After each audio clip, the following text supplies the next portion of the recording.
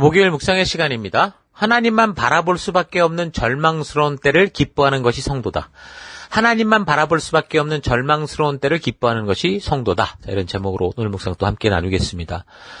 우리는 20장을 살피기 시작하면서 아브라함이 그 그랄 땅으로 이제 이주해 가면서 생긴 일, 이집트에서도 생겼던 일, 그 하란을 떠나올 때부터 아내 사라를 누이라고 말하자고 했던 그 일로 생긴 해프닝을 우리가 살펴보면서 우리가 믿음으로 살아가는 것이 간절한 기도와 굳건한 마음으로 주어지는 상황과 환경을 원하는 대로 막 바꿔가는 게 아니라 오히려 다가오는 어떤 상황과 환경 속에서도 우리가 보냄을 받은 그 목적을 따라 하나님의 약속의 가치를 따라 살아내는 것이다 라는 것을 살폈습니다. 이런 이 가치를 우리가 알게 된다면 우리가 지금 우리의 현실 속에 살아가는 신앙의 그런 어떤 자세와 또 우리의 그런 방법과 태도가 많이 달라질 수 있을 거라고 봅니다. 자, 그래서 우리는 20장을 통해 보여주는 이런 사실의 옳고 그름에 대해서 바르게 분별을 해야 되는데 20장의 이 상황을 읽어가면서 이 이야기를 통해 우리에게 말씀하시고자 하는 하나님의 뜻을 바르게 알려면 일단 가장 먼저 그 시대의 배경과 시대적 상황들을 먼저 바르게 파악할 수 있어야 된다고 그랬죠. 그래야 이런 이야기를 통해서 주인공들이 행동하고 말하는 것을 우리가 바르게 이해할 수 있고 하나님이 이런 것을 우리에게 보여주심으로 뭘 말씀하시는가라는 걸 온전히 알 수 있게 되는 겁니다. 일단 역사적으로 살펴보면서 알게 되는 이 아브라함은 이미 말했던 것처럼 그 당시 약육강식의 세계로 강한 자가 약한 자를 짓밟고 빼앗는 그런 분위기 속에서 살았고 그는 또한 이 메소포타미아 지역에서 가나안 땅으로 이주해온 이민자, 유목민으로서 좀 그 지역을 살고 있었습니다. 그 지역에서. 요즘도 우리가 여기 이민자로 왔을 때 물론 호주 시민권을 갖고 있다고 해도 아무래도 이 백인 중심 사회 속에서 우린 때로 아시안이라는 것 때문에 굉장한 차별과 또 이상한 그 해코지를 당하기도 하는 그런 것들을 볼 수 있죠. 그러니까 법이 보호하고 있어도 우리는 지금 이런 걸 경험하는데 그 당시는 더더욱 이민자로서 그걸 살아가는 삶은 쉽지 않았다라는 겁니다. 그가 아주 특별한 사람이 아니었고 우리가 똑같은 평범한 사람이었기에 그는 늘 두려움을 안고 조심스럽게 살아간 건 사실이죠. 그런데 무슨 아내를 팔아먹으면서까지 자기 혼자 잘 살아보겠다고 하는 그런 파렴치 않은 분명히 아니었습니다. 오히려 조카 롯을 구하기 위해서 죽음을 각오하고 용감하게 행동할 수 있었던 그런 인물이었죠. 또한 그는 어떤 사람이었습니까? 혼자만 혈혈단신으로 가나안으로 이민을 간 사람이 아니고 300가정이 넘는 그런 족속의 족장이었다고 볼 수 있죠. 그래서 사라 같은 경우도 한 족속의 족장의 아내로서의 리더십이 있는 그런 존재였습니다. 또한 사라는 남편을 일단 잘 섬기고 가정의 부흥을 위해서 일단 아들을 낳아서 혈통을 잇기 위해서 굉장히 애를 쓰고 공을 들였던 사람이죠. 근데 그게 이제 자연적인 시간이 자꾸 흘러가면서 완전히 불가능하게 됐지만 근데 하나님께서 아브라함도 찾아서 할례 언약을 맺으시면서 용기를 주었고 또 이제 절망하고 무기력해 있던 사라까지도 직접 찾아가서 용기를 주셨을 때 결국 사라는 어떻게 행동했습니까? 그 나이가 89세였는데 하나님의 약속으로 회복이 되니까 어떻게 하는 거예요? 결국 그 스스로가 용기 있게 자녀를 갖는 일을 순종하며 나아갔던 그런 목숨 건 순종을 하고 결단할 수 있는 그런 상태였다라는 거죠. 또 이제 이런 상황이 지금 우리가 아브라함과 이 사라의 그런 상황인 것과 그 시대 상황을 우리가 지금 볼 수 있는데 또 우리가 전체적인 묵상을 바르게 하기 위해서는 하나님께서 사역을 어떻게 하시는가라는 그 방법을 잘 알고 있어야 되는데 하나님은 어떻게 일하신다고 그랬습니까? 당신의 어떤 강권적인 능력으로 누가 기도를 열심히 하면 그들의 말대로 따라가는 그런 게 아니라 인격적인 방법으로 하나님의 뜻을 그 백성들에게 말씀하시고 사람들이 그 자유의지를 가지고 완전히 스스로 선택하며 나아갈 수 있도록 일하신다. 그렇게 말씀을 했죠. 요거를 우리가 잘 기억하고 이런 배경들을 잘 염두에 두어야 이 창세기의 이야기, 특히 이제 20장의 이야기가 전해주는 하나님의 의도, 바른 의도를 알 수 있는 거죠. 그러니까 아브라함이 그랄 땅으로 이동을 할 때 아내 사라를 누이라고 하기로 그때 한 게 아니라 그들이 정말 이복남백 관계는 맞거든요. 근데 20여 년 전에 이집트에 내려갈 때도 그랬고 그때 상황을 볼 때 이미 그 전에 하란을 떠나올 때부터 이미 이야기됐다라는 걸 이제 우리는 분명히 알 수 있죠. 그러니까 사라도 그 시대의 풍토가 어떻다라는 걸 다 알고 있었던 거예요. 그래서 다른 토를 달지 않고 그 상황 속에서 비록 부부관계지만 그렇게 말할 수밖에 없는 그런 것에 대해서 무슨 다른 토를 달지 않았고 그리고 보냄을 받고 함께 아브라함과 떠난 그 약속의 땅 가나안에서 하나님의 명령대로 정착하고 번성하려고 노력했고 그래서 남편과 함께 자기 족속 부족들을 책임지고자 하는 그런 리더로서의 삶을 살아온 겁니다. 자, 이런 상황을 보면 어때요? 이 사라가 이집트 왕에게 끌려가거나 또는 여기서 아비멜렉에게 끌려가는 거는 뭐 남편을 원망하고 뭐 저런 쫌팽이 같은 게 다 있냐 그렇게 하면서 끌려간 게 아니라는 거예요. 그리고 아브라함에게 아브라함이 자기에게 두 번이나 이런 짓을 한다고 그거 억울해가지고 막 이를 갈고 끌려간 게 아닌 것을 우리가 확실히 알 수 있죠. 종교와 율법에 의해 그렇게 억지로 끌려다니는 그런 삶을 산 게 아니라 이 아브라함과 사라는 주신 사명과 존재의 이유를 알았기 때문에 기꺼이 사라 스스로 자기의 자유의지를 가지고 자발적으로 그렇게 헌신하는 삶을 살았던 겁니다. 그런데 여기 20장에 대한 이제 많은 설교나 보편적인 해석을 보면 아브라함이 그런 거짓말을 한 것은 혹시 그랄왕 아비멜렉이 재물을 빼앗기 위해 자기를 죽이지 않을까 하는 그런 두려움 때문이야. 자기 목숨 구하려고 그랬던 거다. 뭐 그렇게 얘기를 하고. 그러니까 자기 안전을 생각하며 거짓말을 했다라고 말을 하는 거죠. 그런 실수를 20년 전에 애굽에 갔을 때도 그렇게 했는데 또다시 똑같은 짓을 반복하더라. 이런 식으로 이제 얘기를 합니다. 그래서 해석하기를 아브라함이 그렇게 하나님을 그렇게 쉽게 배반하고 떠나는 그런 마음이 있었기 때문에 그러니까 얘가 자꾸 상황에 대해서 두려워하고 자꾸 아내를 뭐 누이라고 말하고 그런 위험한 상황을 모면하기 위해 불신앙 속에서 거짓말을 했다. 그렇게 얘기를 하죠. 그러니까 이제 아브라함은 아내를 두 번씩이나 팔아서 자기 생명을 보존하려고 했던 그런 쫌팽이 같은 존재로 단정을 짓고 이제 거기서 이제 뭔가를 설명을 풀어가려고 하는 겁니다. 아브라함이 누이라고 말했던 것이 또 다시 큰 문제를 일으키는 것으로 인해서 아주 중요하게 파악해야 되는 그 시대의 상황과 배경에 대해 좀 쉽게 그냥 간과해버리고 아브라함을 아내를 팔아 목숨을 건지는 그런 존재로 단정을 저버리고 묵상을 하니까 그러니까 묵상이 자꾸 무리한 해석으로 흘러가게 될 수밖에 없죠.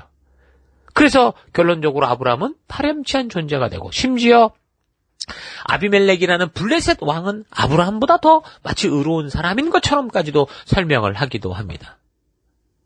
그런데 그렇게 설명을 하다 보면 당황스러운 게 뭐냐? 만약 아브라함이 그렇게 분명히 잘못된 행동을 두 번이나 했다면 이 흐름의 정황상 하나님이 지금 아브라함을 야단쳐야 되는데 성경의 내용을 보면 오히려 아비멜렉에게 나타나서 한마디로 말하면 너 죽을래 임마? 이렇게 말하는 식이 되는 거예요. 아브라함이 잘못했는데 아비멜렉이 혼난다면 이게 뭡니까? 공평한 하나님도 아니고 그러니까 해석이 자꾸 더 무리하게 흘러가는 거예요. 그래서 이게 바로 이제 하나님이 택한 사람들을 책임지시는 하나님의 은혜다 이런 식으로 얘기를 하면서 결국 그렇게 보면 택한 받은 사람들은 인간 말종 같은 짓을 해도 하나님은 책임져 주신다. 이런 식으로 설명이 풀어져 가는 거죠. 아니 그렇게 되면 하나님의 공의는 도대체 뭡니까? 당신이 선택만 하면 그 선택받은 자들이 무슨 짓을 해도 이건 내가 선택했으니까 내가 책임진다. 이거 완전히 조폭 같은 신 아닙니까? 그렇게 되면. 그러니까 세상에 다른 신들도 다 그렇게 해요. 그러니까 우상 잡신과 다를 바 없는 그런 행동이 아니냐는 거예요. 근데 그렇지 않잖아요, 우리 하나님이. 그래서 우리는 이 아브라함의 스토리의 전체적인 이 역사적 흐름을 잘 파악을 해야 되고 그 시대의 배경과 정황들을 계속 우리가 잘 신중하게 살피며 알아가야 되는 겁니다. 조금 전에 말했듯이 이 가나안 지역에서 한 족속이 안전하게 살기 위해서 지금 족장의 아내 사라도 이미 자기가 비록 아브라함의 아내여도 족장의 그런 어떤 부인이어도 해야 될 역할을 알고 있었고 그리고 이미 20년 전에 뭐 이집트에서도 이런 일을 겪었었기 때문에 사실 사라 같은 경우는 이 아비멜렉의 사람들이 와서 자기를 데리고 갈 때 제 생각에는 별 걱정 없이 갔을 거라고 봅니다. 물론 하나님을 모르는 족속들이기 때문에 짐승처럼 막 본능대로 막 이렇게 행해버리면 당연히 자기가 다칠 수 있고 상할 수 있고 죽을 수도 있었기 때문에 그 평안함 속에는 죽으면 죽으리라고 하는 그 에스더와 같은 분명한 결단의 믿음이 있었을 겁니다. 그러니까 사라는 그런 마음으로 그러니까 죽으면 죽으니라는 그런 결단이 있다 보니까 자기의 가치를 따라 살아갈 하나님의 부르심을 알다 보니까 결국은 이게 끝이 될 수 있으나 그래도 이 길이 주신 사명을 지키고 우리의 지체들을 지키는 거라면 그런 마음으로 그냥 걱정 없이 그렇게 갔다고 보는 거죠. 사라는 또 이집트에서가 하나님이 그런 상황에서 자기를 구원하신 경험이 있잖아요. 그래서 이 사람들이 건드리면 결국은 하나님께서 이들을 박살낼 거다. 아마 이런 믿음도 분명히 있었을 것이다 생각을 합니다. 또 아브라함의 경우도 보십시오. 지금 자기 아내를 이 사람들이 와서 데리고 간다고 해서 만약에 거기서 칼을 빼들고 싸웠다면 어떻게 되겠습니까? 결국 자기만이 아니라 300가정이 넘는 모든 족속들이 아마 이 그랄 땅에서 다 블레셋 족속에 의해서 다 죽었을 겁니다. 그걸 알았기 때문에 비록 그런 상황이 다시 똑같이, 그러니까 이집트에서 참 찝찝했던 그 상황이 지금 똑같이 생겨버릴 수밖에 없는 이 현실이 너무 화가 나고 너무너무 싫었을 수 있지만 이집트에서도 그랬듯이 하나님께 전적으로 맡기고 지금 기도할 수밖에 없는 그런 상황이라는 걸 알았죠. 그러니까 마치 모세의 어머니 이 요게벳이 그 어린 아기 그 모세를 혼자 숨어 키우다가 이건 도저히 이제 그 상황이 안 돼. 자칫 죽게 되니까 작은 강주리에 담아서 나일강에 띄어 보내면서 하나님께 전적으로 맡기듯이 그건 매정한 엄마가 아니라 그렇게 하지 않으면 아이가 죽으니까 인간 어머니로 더 이상 아무것도 지켜줄 수 없는 상황에서 전적으로 하나님께 맡기는 그런 마음으로 그 어머니가 자발적으로 자녀를 강물에 흘려보내는 바로 그런 상황과 같았던 거라는 거죠. 아브라함의 입장이. 예수님께서도 하나님의 뜻이 너무도 분명한 십자가의 길 앞에서 어땠습니까? 땀방울이 핏방울이 되도록 그 공포와 두려움 속에서 다른 길이 있기를 기대하고 기도하셨어요. 그러나 결국 어떻게 했어요? 하나님께 모든 것을 맡겼잖아요. 그렇게 맡기면서 내 뜻대로 마옵시고 아버지 뜻대로 해달라고 그렇게 하셨죠. 그러니까 자발적으로 하나님이 부르신 사명의 길, 그 십자가의 길을 기꺼이 순종하며 걸어가셨다라는 겁니다. 그래서 하나님의 뜻이 이 땅에서 이루어지도록 기도하며 그렇게 나아가신 것처럼 아브라함이 지금 이 상황은 믿음이 없어서 이렇게 행동하는 게 아니라 정말 하나님을 절대적으로 믿을 수밖에 없는 그 신실하신 하나님께 맡길 수밖에 없는 그런 상황을 알기에 이렇게 행했다라는 겁니다. 사람들이 이 10장을 해석하며 오해하는 게 이제 근거를 가지고 이렇게 하다 보니까 20장 4절에 아비멜렉이 나는 이 여자 가까이 하지 않았다. 그러면서 나는 건드리지도 않았는데 왜 의로운 백성을 멸하십니까? 이런 식으로 이 사람도 아브라함도 누이라고 그랬고 이 여자도 자기 오라비다고 그랬는데 나는 온전한 마음과 깨끗한 손으로 이렇게 했다. 이 본문을 읽으면서 자기가 의로운 것처럼 변명을 했기 때문에 사람들은 이 구절 그대로 그냥 아비멜렉이 말하는 것이 옳다라는 식으로 생각을 하는 거죠. 물론 아비멜렉은 그 시대 문화가 다 그러니까 자기가 왕으로서 자기 땅에 들어온 아브라함이라는 좀 특이하고 강한 족속들을 다 죽이든가 아니면 서로 우호적인 정치 연합을 했어야 되는데 그때 사라가 누이라고 하니까 사람을 보내서 데려오게 하는 그 과정에서 다행히 큰 충돌이나 싸움이 없이 해결되었다 싶어서 자기 스스로 자연스럽게 그렇게 생각했을 수 있습니다. 그러나 그렇게 일이 풀려지기는 했지만 자기가 아무래도 아브라함 족속보다 지금 훨씬 많고 강하기 때문에 그런데 아브라함 족속들이 자기들 영토 안으로 들어옴으로 말미암아 사실은 어떻게 한 거예요?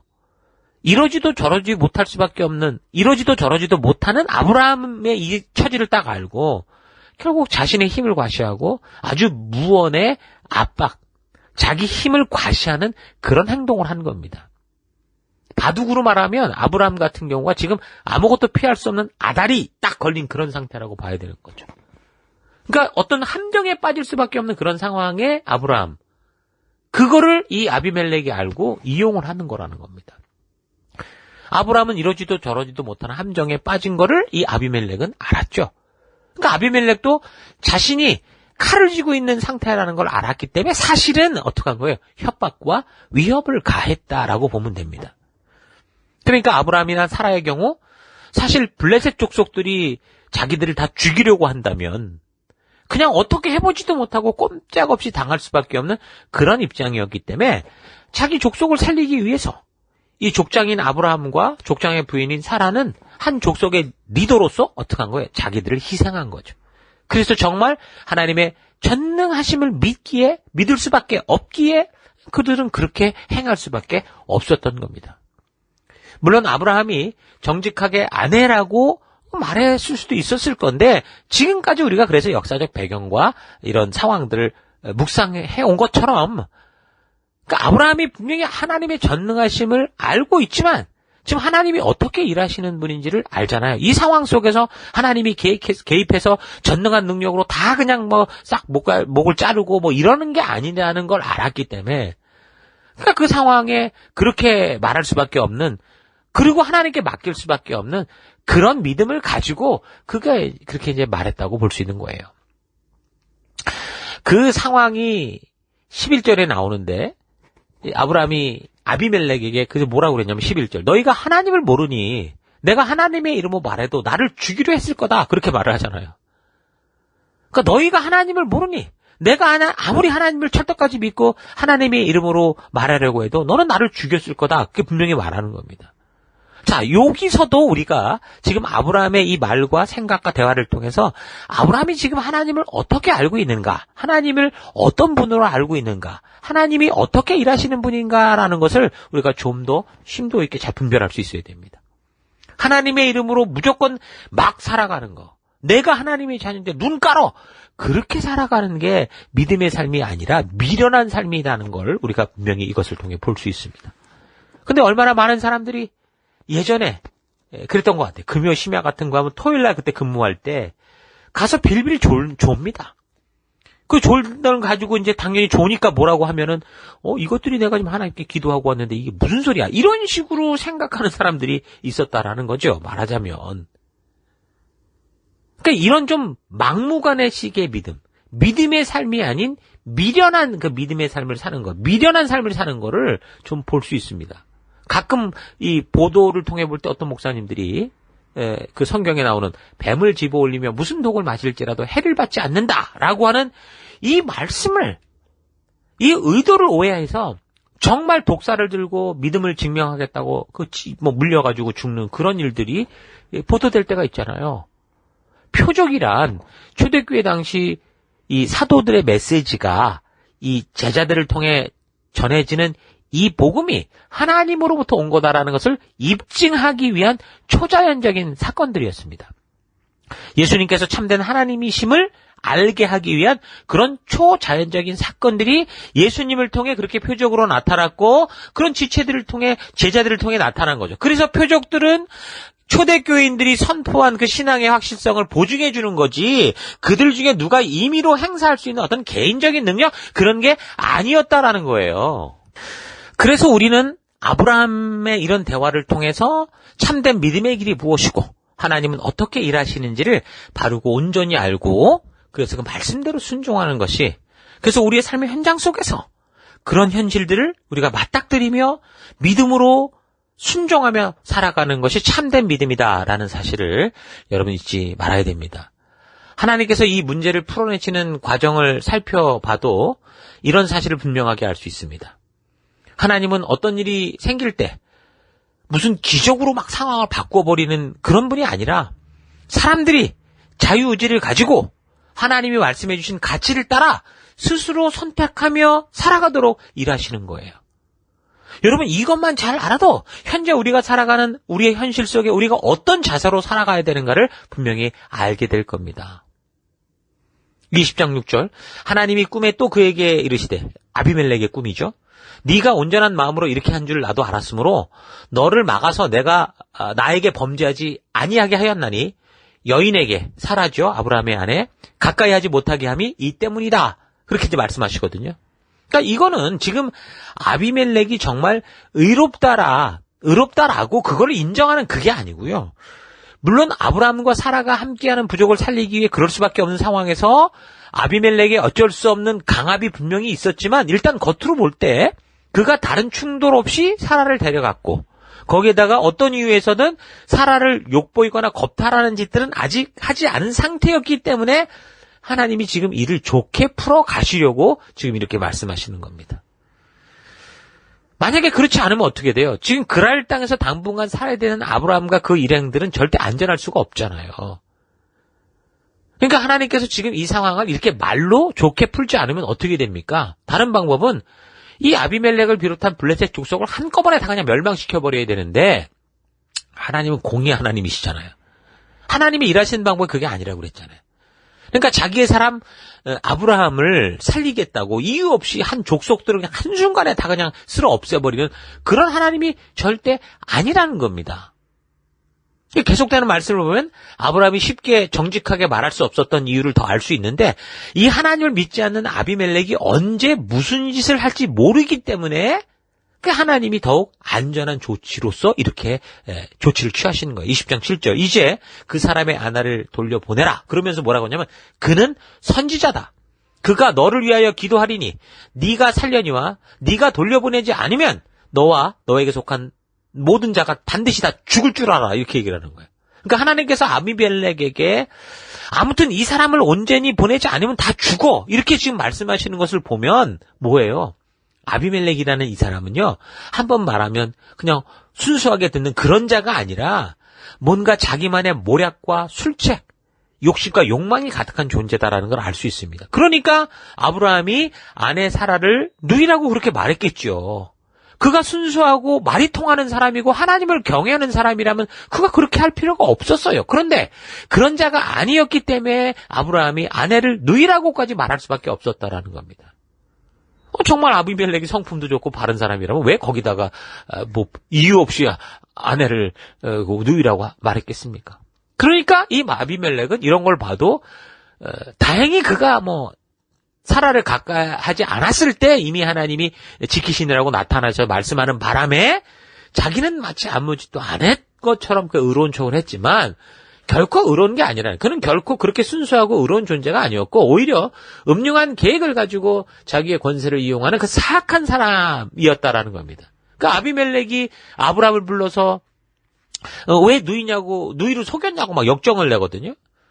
그러면서 이제 자기는 정말 사라가 아내였다는 걸 알았다면 난 이러지 않았을 거야. 그렇게 떠들었지만 그러나 이런 흐름을 보고 이런 대화를 잘 분석해 보면 결국 그는 아비멜렉은 충분히 일단 아브라함의 약점을 쥐고 결국 그 족속들을 완전히 다 와해시켜서 완전히 멸망시키거나 자기 밑으로 아주 그냥 깔아 넣으려고 했던 그런 존재였던 걸 우리가 알 수 있죠.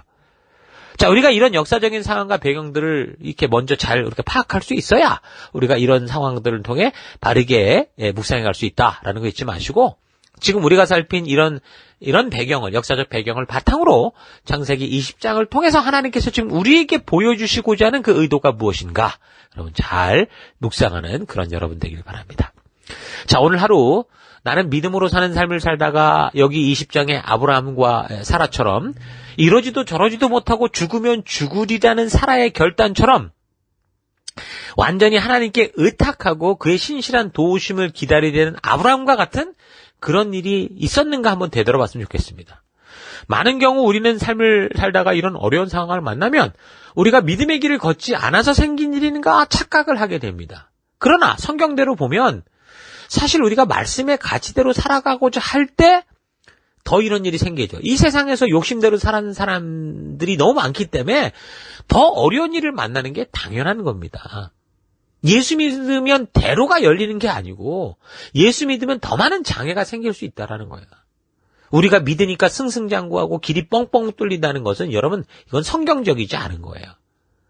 그런데 우리는 지금 성경이 이 사실을 명백하게 이렇게 보여주고 있는데도 완전히 뒤바뀐 상태가 바른 믿음의 상태인 줄 알고 오해한 상태로 지금 살아가고 있는 겁니다. 예수 믿기만 하면 안 되던 사업도 대박치고 늘 좋은 길들이 예비되어 있다고 생각하는 게 너무 보편화되어 있는데 이런 것이 바로 뭐예요? 기복신앙의 뿌리라는 거예요. 하나님의 말씀을 바르게 알지 못하니까 내가 원하는 하나님과 내가 원하는 상황을 만들어낸 그게 기복신앙의 뿌리라는 거죠. 이런 이야기가 하나님께서 주시는 복이 없다는 게 아니라 하나님께서 주시는 복에 대한 진정한 의미와 가치를 모르고 세속적인 것으로 대치됐다는 거죠. 예수님께서 산상수훈의 팔복에 대해 말씀하실 때 의에 줄이고 목마른 것이 복이라고 하고 가난한 사람이 복이라고 하고 슬퍼하는 것이 복이고 의를 위해 핍박받는 게 복이다라고 그렇게 말씀하셨어요. 그러니까 하나님이 말씀하시고 예수님이 알려주시는 그 복의 개념은 이 세상에 주는 것과 완전히 다른 거죠. 그래서 아브라함이라는 이 첫 믿음의 모델의 이야기를 우리가 살펴나갈 때 우리가 정말 믿음으로 사는 게 무엇이고 하나님이 우리에게 말씀하시는 참된 복이 무엇인지를 여러분 온전히 좀 잘 파악할 수 있기를 바랍니다. 이런 복의 진정한 개념을 깨닫고 지금 현재 여러분 각자가 살아가는 가정과 직업과 사업터와 모든 관계 속에서 참된 하나님이 준비하신 하늘의 축복을 누리며 이 땅 가운데 기쁨으로 어떤 폭풍과 그런 비바람이 다가와도 기쁨으로 살아가는 거룩하게 구별된 그런 하나님의 백성다운 삶을 살아가는 여러분 되기를 주의 이름으로 축원합니다. 저는 하루도 힘내십시오. 우리 잠시 기도하겠습니다.